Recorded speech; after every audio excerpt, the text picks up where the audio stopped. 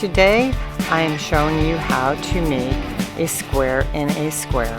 First I have sewn on 2 triangles to either side of a square, and now I am sewing on the second set of triangles, going up one side and down the other. Once I am done chain piecing these, I will clip the chain apart.